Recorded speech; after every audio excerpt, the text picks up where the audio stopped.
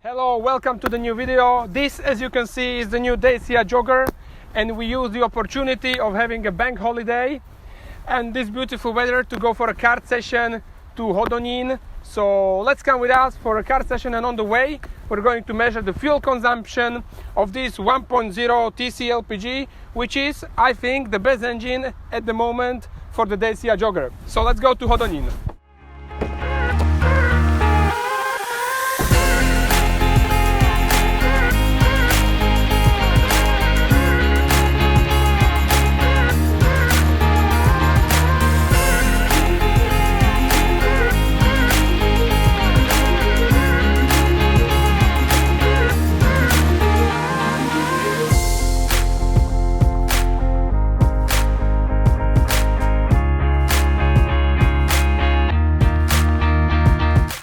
Okay, so we just arrived here into Hodonín. The route combined everything: motorway, city driving, B roads, and we only drove on the liquid petroleum gas.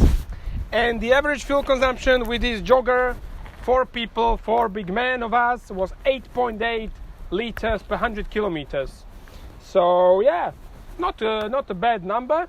And now let's have a few sessions, let's have some fun.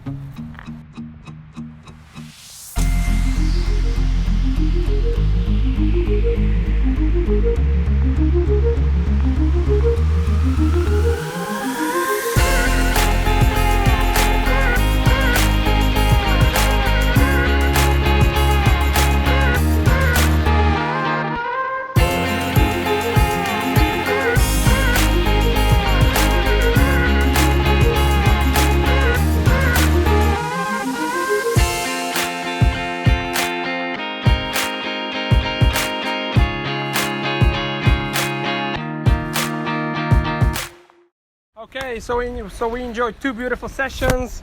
I'm dirty from oil or benzene, I don't know. But now let's carry on with the review of the Jogger, and let's talk a little bit about the car, about how it drives, and also let's count that fuel consumption now with being powered by the petrol all the way back to Bratislava. So let's carry on, let's go. Okay, so let's go quickly around the car. From the front, it is like you would expect, like a Sandero.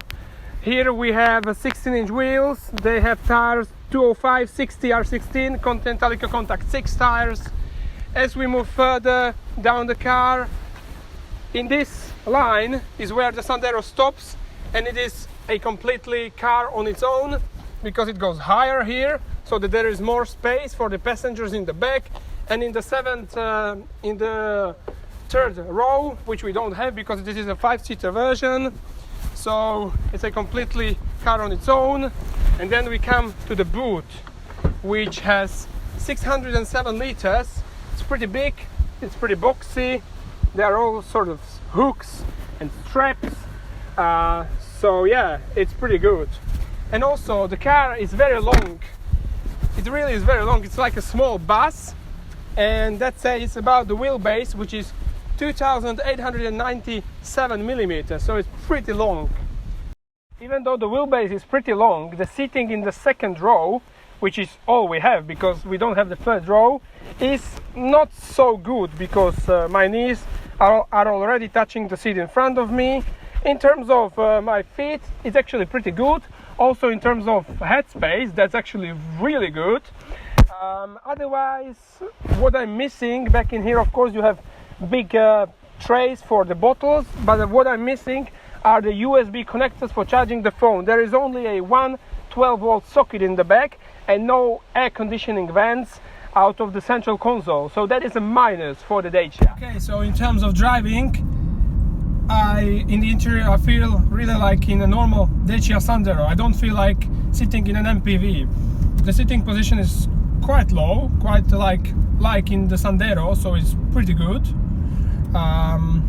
So yeah, in this regard it's nice. The gearbox has short gear ratios, just like in the Sandero again, but the 5th and 6th gear are much longer than, so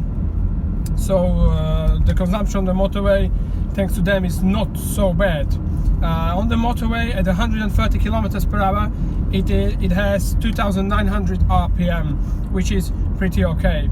In terms of the interior quality, it's typical Dacia, so you know, hard plastic everywhere, but it's very simple. You have some simple buttons for air conditioning. Here above that there is a heating seat, eco button, quickly to turn off the start and stop system. You also have wireless Apple CarPlay, so that's pretty good, and also some nice multifunctional steering wheel.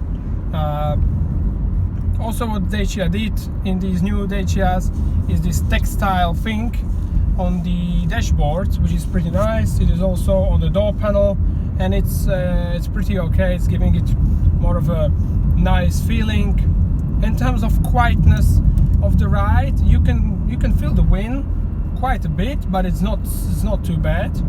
The ride quality itself is pretty comfortable thanks to the long wheelbase on the angulations of the roads, but the bumps themselves can be felt quite strongly, and particularly the front suspension is quite noisy going along the bumps. In terms of some driving joy, well, there's not really much to talk about, but sometimes the rear end of the car can step out to give you a little bit of a counter steer if you go really fast. But otherwise, you know, not too much, of course. Then we have the engine, the 1.0 TCE, which with the liquid petroleum gas has 100 horsepower. Running on petrol, we have 90 horsepower and 170 Newton meters of torque. Well, the curve of the torque of the engine, well, there is quite a rapid rise of power, somewhere around 2,000 RPM. So driving in the city is not the most comfortable in this regard, but otherwise the dynamic is quite alright. For a family car, you can also overtake with it, so yeah, it's pretty alright. So that would be about it. I think to the driving there's not much to say, so now let's just see what the fuel consumption running on petrol on the way back home will be. I'm pretty interested in that. The manufacturer says the average should be 6 liters, so let's see what we're gonna get. See you in Bratislava.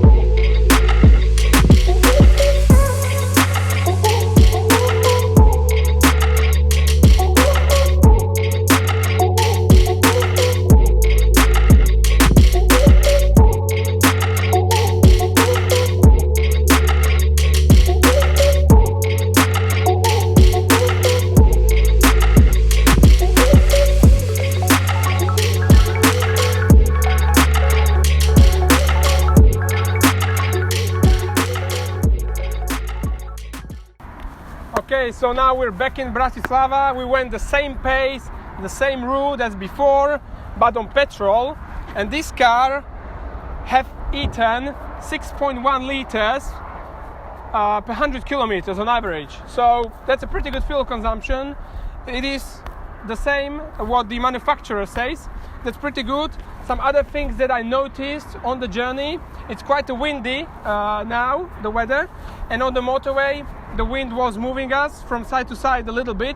So in this regard, this could be a little bit better. So yeah, but what's the verdict on this car? Well, it's a pretty simple family car for simple people who just need to carry a lot of stuff, carry their family, and it's still for a relatively good price. This one for 19,440 euros. It's not as cheap as those family Dacias before were, but it's still relatively reasonable. So yeah, it's a pretty good family car. Okay, and if you found this video with the Dacia useful, give us a like, give us a subscribe, it will help us, and see you at some other car. Ciao.